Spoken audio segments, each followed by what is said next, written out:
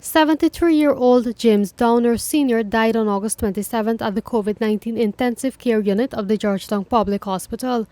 He was recorded as the country's 33rd COVID-19 death the following day.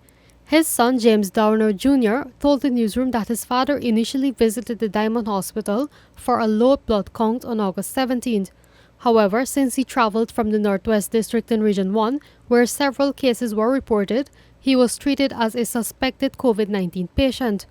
On the same day, he was moved to the GPHC and placed in the transition ward, where he was swabbed the following day for the disease. Junior spoke with the newsroom via telephone on Thursday. So from there forth, they started to treat him as a COVID patient and also transported him to Georgetown Public Hospital by an ambulance, which are most obviously used to transport COVID patients only.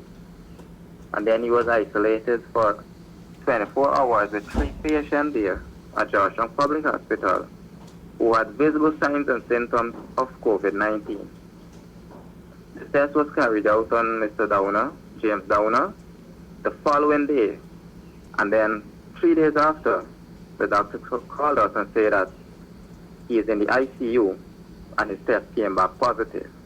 Junior believes that his father was infected in the transition ward of the hospital since he was there with 2 persons who later tested positive for the disease. They stated that all patients there who died from COVID-19 had underlying condition.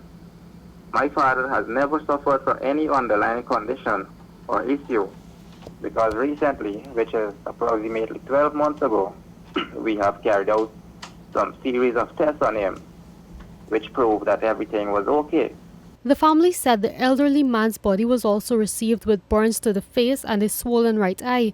As such, a formal report was made to the administrative department at the hospital, calling for a thorough investigation into the man's death. The man's daughter and her husband, who took care of him before he was hospitalized, were also swabbed on August 19th, but are still awaiting their test results. During a press conference on Tuesday, Director of Medical and Professional Services Dr. Fawcett Jeffrey admitted that cross-examination was prevalent in the transition ward. However, he said the hospital put systems in place to reduce cases of cross-contamination. But always in a transition area in any institution in the world, there is always a risk, and that risk we cannot know. We have to take all the necessary precautions.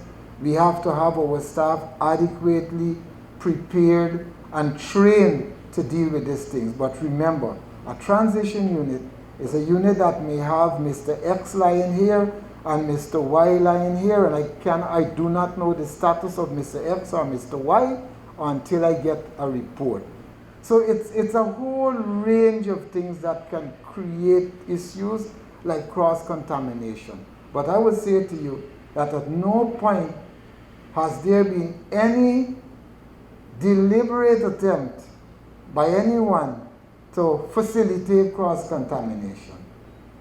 Dr. Jeffrey told the media that with the lack of a postmortem examination, which are not done on COVID-19 victims, the hospital conducts its own investigations to ensure that each case was handled efficiently.